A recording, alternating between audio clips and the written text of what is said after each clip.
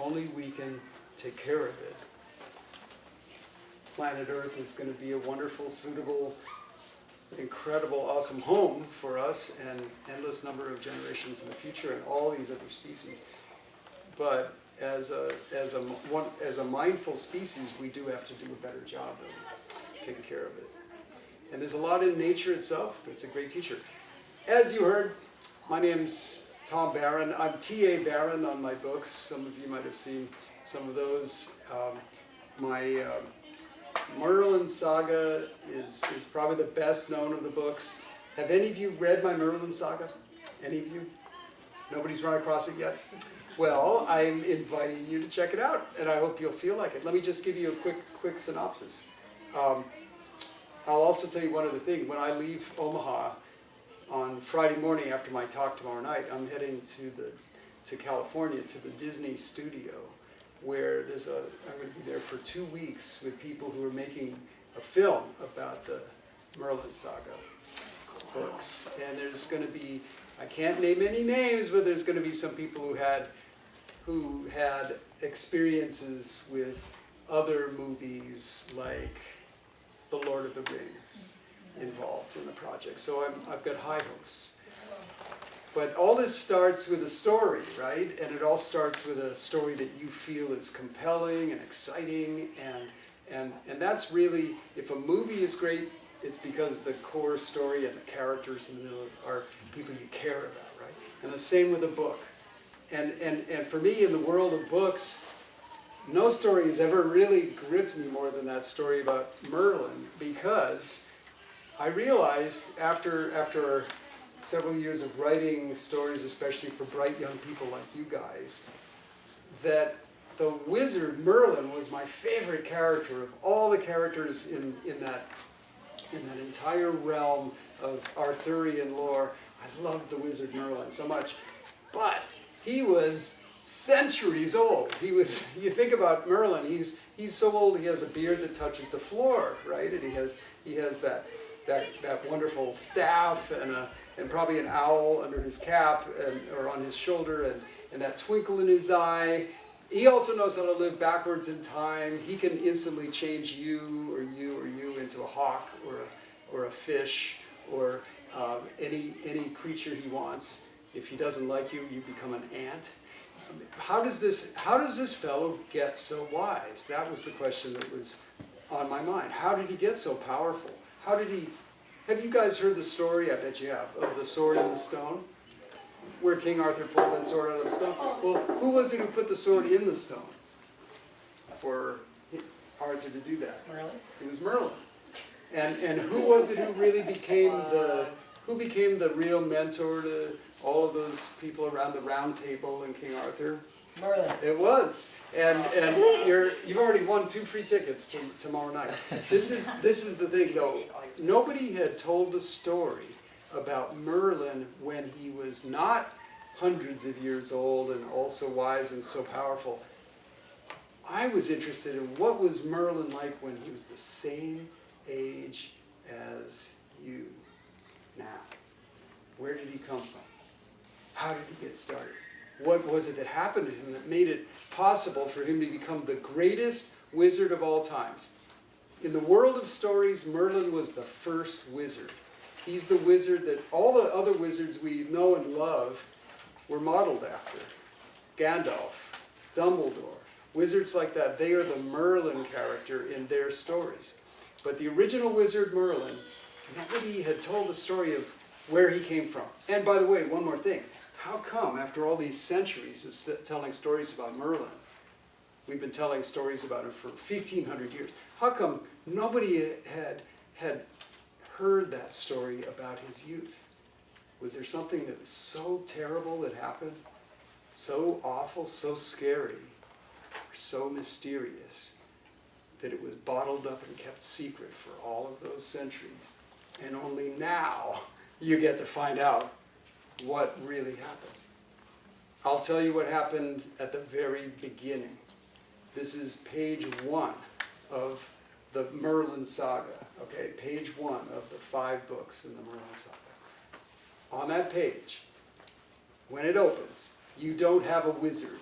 or anybody even remotely close to a powerful, great, majestic, all-knowing wizard. You don't have anything even close. All you have is a boy who is half drowned, barely alive, who washes ashore on this strange, harsh coastline. He's spat out by the sea, hits his head on some rocks, and and right there, you can imagine the scene. Seagulls are screeching all around, and the waves are pulling on his torn tunic, just like they kind of want to drag him back down under the water and drown him.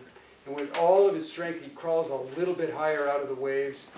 But he's sick, he's weak, he barfs seawater, he has sand on his tongue, his head is spinning. And when he finally sits up, he realizes two things. He realizes, one, that he survived some terrible shipwreck. And the second thing he realizes is something even worse happened to him. And that is that he's lost all of his memory, every last bit of it. So he has no idea at all who he is, or where he came from, how he grew up, who his parents were, none of that. He has no idea. And that's where his story begins. That's page 1 of the Merlin saga. That'll be the opening scene of the movie too, I'll bet ya. But the point is, if you looked at that boy in that moment, at that scene on the shore, I wouldn't blame you a bit if you said, whoa, that boy, he has nothing. He has nothing. He has no home, he has no name, he has no memory, no identity, right? But that wouldn't be true. Because in fact, he does have something. He has something down inside, a little spark. Let's call it magic. That little spark, that little heroic spark, that if he can survive that day, and oh, by the way, the worst of that day is yet to come. If he survives that day and everything that happens over the next several years, and he grows and grows into a young wizard, which he does by the end of the 5th book, then with all those adventures and all those experiences, that little spark will have grown into a flame and into a bonfire that's going to light this story down through all those centuries and give us Merlin, the greatest wizard of all times. So I hope you'll have fun with that. I hope that'll be good times. And just to tie this back to the biomimicry you were just watching, people have made a lot of this point, and I'm really glad it comes through. But Merlin, because Merlin was a druid in the ancient lore, somebody who loved to listen to the trees and the language of water as it flows, and would even sit in stories, the old Celtic legends, he would sit out on a mountainside, and an old gray wolf would come and sit next to him, and they would quietly just be friends. Merlin's greatest lessons come when he's out in nature. It's when he runs with the deer, or when he learns how to fly with the eagles, or when he actually becomes a whale and swims to the deepest, darkest part of the sea and sings the songs of the whales. It's in doing that that he learns his greatest lessons about love, about courage, about perseverance, about humility, about generosity and compassion. All those things, they come to Merlin through his connection, deep connection with nature. So there's a lot of environmental wisdom throughout Merlin's experience, because that's true to how his life evolved and how he became the wizard. So I'm going to stop talking there, but that's a little bit of an introduction to the Merlin saga and my other books. I've also written lots of other books that I'm going to talk about tomorrow night too. I've written, how many of you have heard the story of Atlantis, for example, the great destruction of Atlantis? Well, that's one of my favorite stories. It's been told actually for 2,000 years. It was Plato who first told the story about Atlantis being destroyed and wiped out by its own moral failings, and then ultimately by the sea.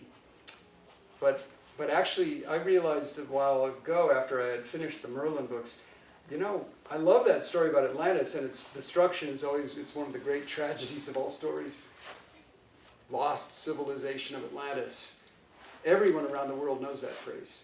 But instead of telling the story again about how Atlantis was destroyed, I thought, wouldn't it be fun to maybe tell about how Atlantis was created?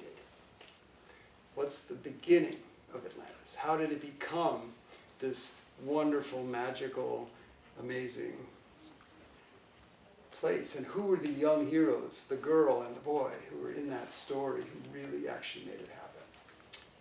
What was that story? And that's why, and now my new Atlantis trilogy is all about that. So you'll see actually this amazing movie trailer about my Atlantis Rising story. Tomorrow night I'll be able to show it. I don't have the audiovisual stuff with me tonight, but I'll show it to you tomorrow night. Any questions? Anybody here have any questions or anything you want to hear about before I disappear? And then I hope to see you again tomorrow night if you can come. Anybody have a question? Why would anybody do something so crazy as be a writer? When did you figure out that that's what you wanted to do? And that was your gift? You know what? I actually had this dream of being a writer even when I was the same age as all of you guys here. And I tried my hand at some crazy, silly things.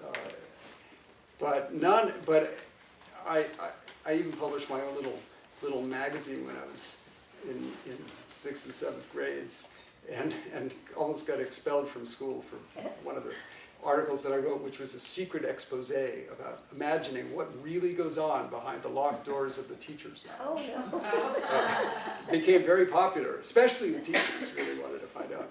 It turned out that some of my guessing was a little bit too close to the truth. So they thought I had actually really bugged the teacher's lounge, but not true. Anyway, that little illicit relationship between the home economics teacher and the gym teacher actually was real, it was true. But anyway, all of that, but to answer your question, so I had that dream, and I actually, when I was after college, I had a year of travels in Asia and Africa and Europe on my own, and I wrote my first novel. And I thought, this will kick off my writing career. And when I got back home, I sent it off to 32 different publishers, and actually within about 2 months, I'd had a great reception on those 32 manuscripts I sent out. I'd gotten 32 rejections. Oh. So I was a perfect 0 for my, all of that. And I did this big fat file of rejection letters. And some of those letters weren't very kind either, but like basically lose our address and never think about doing this again. Try to do something else. But don't ever think about being a writer. Well, I actually went in, so I needed a plan B. I went into business. I ended up running a company for almost a decade, a company that started environmental companies, actually. But I would still get up really early to write in the early morning hours. And I finally realized when it was approaching, we were about to raise a big new fund, and I was going to be president of that too, and prospectus was being printed by the investment bank and all that, and I realized, if I did that, it was basically making a promise to stick around and do this job again for another 7 to 10 years. And if I was ever going to try and give this writing gig a try again, I needed to give it another try now. So my wonderful wife, we hadn't started having kids yet, but we were just about to. She was totally supportive. And I don't think without her love and confidence I could have actually done this. But the next day, after a long conversation with her, I walked in, gave a great report about the financial results about our company, and then said, okay, by the way, I quit. To move back to Colorado, where I grew up.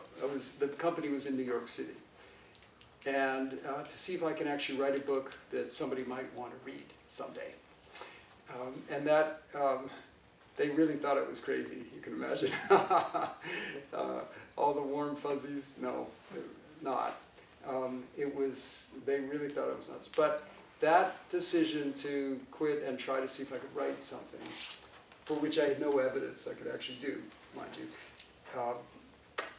That was this month, 25 years ago, and 32 books ago. So, Wow. 32 published books. 32 published books ago. So I'm here to tell you that if you have a dream, don't give up on it. Just really, really stay with it. Well, you really loved it, even though maybe nobody else did at the Precisely. Why was that? You know, I was realizing, you know, I have this wonderful job. I have a nice fat paycheck. I have my name on the office door. I have all this good stuff happening. I have people I like to work with, but it's only using a small part of my mind and none of my heart. And why was I getting up early in the morning to write? Why was I getting up at 4 o'clock to write poetry, or to write a story idea, or to just make a character sketch? Unless there's something about that that I really love. And I needed to give that a full try and not just let those 32 rejections defeat me.